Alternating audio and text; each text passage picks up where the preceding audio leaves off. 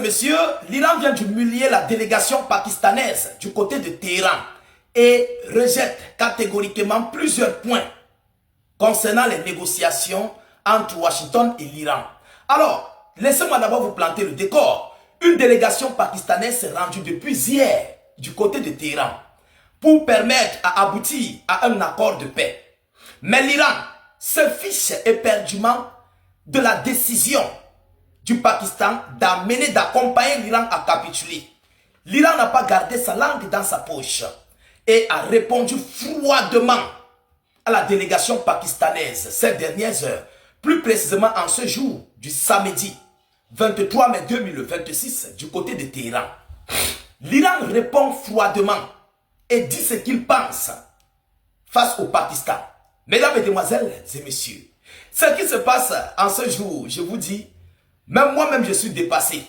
Les Iraniens ont montré qu'ils ne peuvent pas,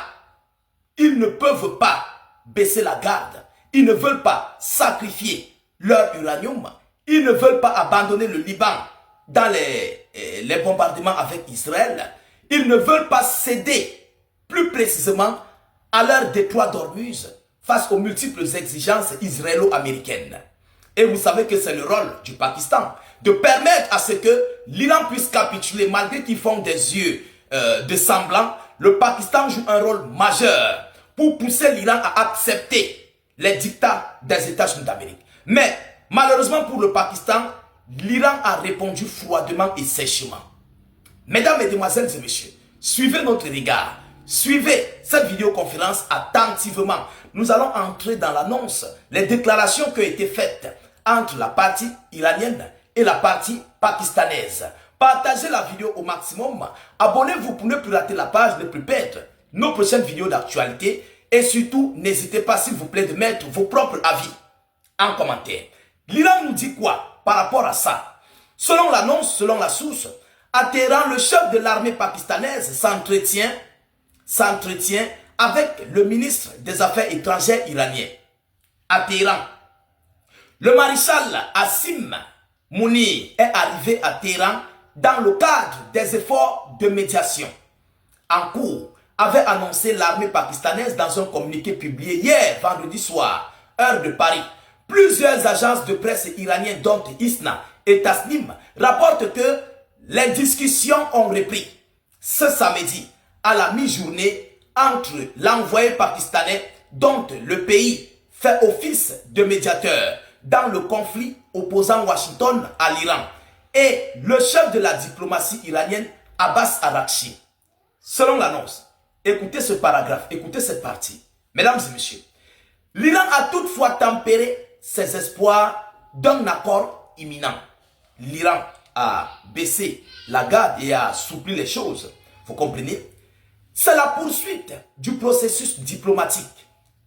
On ne peut pas, déjà la négation, on ne peut pas nécessairement dire que cela signifie que nous avons atteint un tournant ou une situation décisive. C'est une humiliation qu'ils envoient au Pakistan. Mesdames et messieurs, a mis en garde le porte-parole du ministère des Affaires étrangères iranien, Ismaël Bagaï. Selon lui, les divergences demeurent profondes et des questions importantes restent en suspens. C'est une humiliation. L'Iran ne veut même pas parler d'autres questions. Ils disent que ça reste en suspens. C'est une humiliation qu'ils viennent de faire contre le Pakistan. La fin de la guerre sur tous les fronts. La fin de la guerre sur tous les fronts. C'est-à-dire, l'Iran rejette tout ce que le Pakistan lui dit. Et ils disent qu'il y a des questions en suspens. La fin de la guerre sur tous les fronts, y compris au Liban. Y compris au Liban.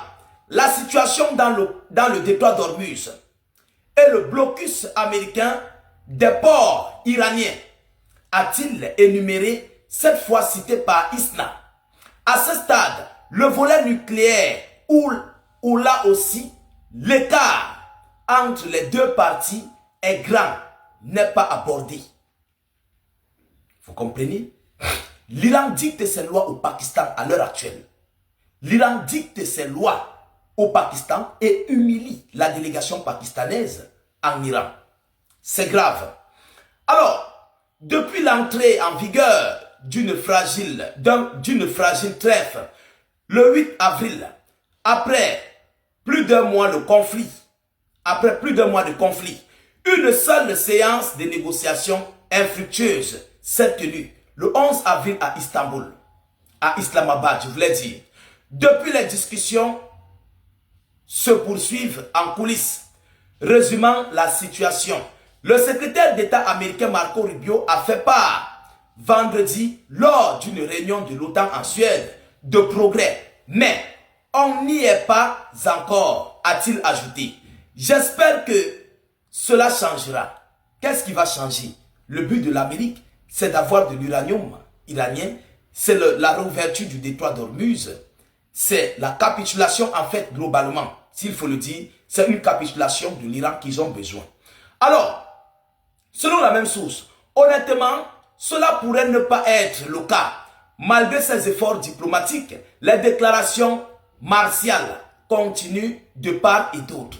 Selon l'annonce que Marco Rubio avait fait hier du côté de la Suède, avec tous ses alliés de l'OTAN réunis.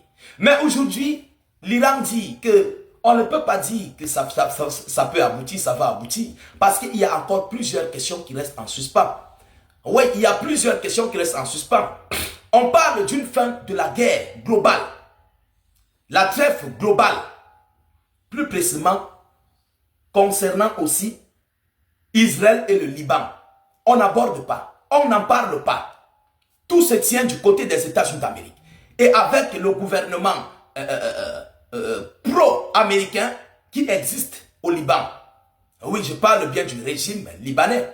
Parce qu'ils sont sur les dictats et ils suivent les règles, les devoirs donnés par l'Amérique. Vous comprenez? Donc l'Iran dit qu'il faut aussi arrêter ces hostilités-là. Nous ne sommes pas proches d'un accord de paix. On ne peut pas le dire. C'est une humiliation. Il n'y a pas de paix. C'est un échec de diplomatie, s'il faut le dire ainsi. Vous comprenez? Alors, l'Iran demande à ce que tout cela soit globalisé dans ces négociations de paix. L'Iran ne veut pas baisser la garde et durcir le ton face aux médiateurs pakistanais. Je crois qu'avec raison, les Iraniens ont bel et bien raison de le faire. Ah oui, oui. Il serait irréaliste de finir ou bien d'arrêter, de mettre terme aux négociations avec l'Amérique. Entre-temps, le Liban qui est venu soutenir l'Iran face à Israël continue d'être bombardé sous les yeux impuissants de la communauté nationale et internationale, sous les yeux et les regards européens qui ne parviennent pas à sanctionner Israël. C'est impossible. C'est impossible. C'est ce qu'on appelle le 2 poids 2 mesures. Et l'Iran n'est pas prêt à ça. Mesdames, Mesdemoiselles et Messieurs, voilà ici l'annonce que j'avais à vous relayer dans cette vidéoconférence. Partagez-la au maximum. Mettez-la partout à travers le monde.